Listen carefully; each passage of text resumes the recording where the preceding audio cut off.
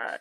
So hey y'all. So I am making this video because I'm gonna go over the BTS of the Valentine's Day shoot that I did with Jada La Pearl, and I'm gonna show you guys exactly the steps that I took to be able to get the shots that I took.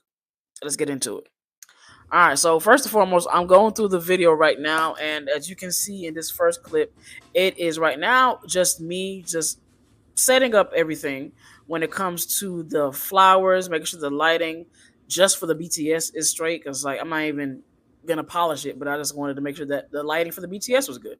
So as you can see, I have that going on right now, and then I finally move over to the because I was trying to decide on where I wanted to place it. So I finally decided I was going to go ahead and place my setup on this futon that we got here. So I laid it out flat. Then I went ahead and placed everything on my futon, which was basically the flowers that I had already put together. And then I adjusted the camera again for the BTS so that way it can be seen better. So you guys can see that as well. Now, of course, nothing's really set up as far as lighting just yet, but I'm still setting up the actual location and how I want that to look.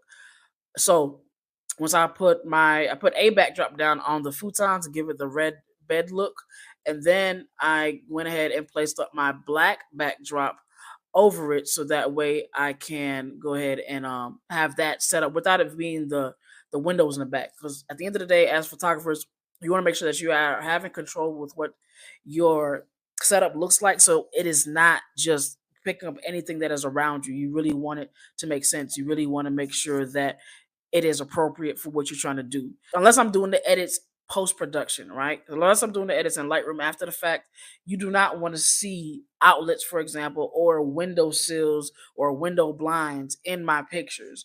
That's first of all, it's a lot of editing to do in the end, and secondly, it's tacky. So you want to make sure that you have everything set up beforehand. And then now I'm just playing out with the lights. So guys, got my blue light, my green light, different types of lighting, and then I move my model into the area. So now I can really start doing some testing. So once that I have a model in the actual place I'm going to start shooting, I can start testing. Testing is where I am testing out my lighting to make sure I like the way the light looks. I'm also taking pictures so that way I can show my model to see what she thinks about it as well. Because if she doesn't like it, then the shoot's going to be basically a bust. So I want to make sure that I'm communicating that with my model so that she knows what I have going on. Right now, she wants to change the wig because we're thinking about the black on black. She got black hair, but we also got a black backdrop. So if you want a separation, obviously you can add a light like I did back there.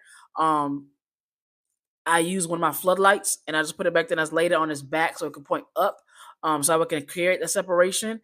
But ultimately, if she has a different color, she can also use a different color. And as you can see, with the different color, it made it pop a little more. So that I like that because it's very red light, it's red hair, and obviously we got Valentine's Day going on. So I think that was perfect. So now, as you can see, just that setup. Then of course, starting to take certain shots. Now I'm rearranging the roses, okay? Because I want to make sure that that makes sense for the shot that I want, and also moving around my key light. Right now, my key light is very light. It's not a big light. It's not an umbrella. It is literally just a $20 light that I got from Amazon, and all I needed to do was just give me a little bit of light when it comes to the white light on my model, so that way she wasn't completely drawn out with the red light and the blue light. All right, so I overall liked how everything came out. I posted it that same night. I was able to go ahead and edit some of the pictures that I liked the most, and I did that on Lightroom. Probably make another video specifically on how I did that, but ultimately for this video, I want you guys to see the BTS and how I set everything up. Now, actually, when it comes to the lighting, I did set the red light on a stand when it comes to my floodlight. I put it on a stand and I went ahead and adjusted it so that way it would be on the right side of my model at an angle, but also facing down. Granted, yes, it was giving kind of bright, but she wasn't facing directly into the light, so it was okay.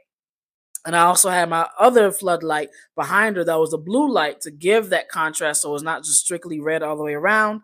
And I put that behind her to separate her and the backdrop, and also giving that extra blue hue up against her skin.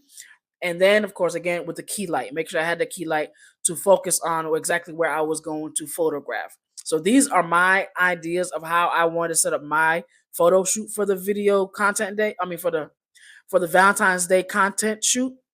And all I did was use a corner of my living room, and it came out great. So let me know what you guys think about the whole setup. If you guys would use it for your own ideas, and then we can go from there. I'm planning on having more content days, and as the more content days that I have here, I will let you guys tap into those as well.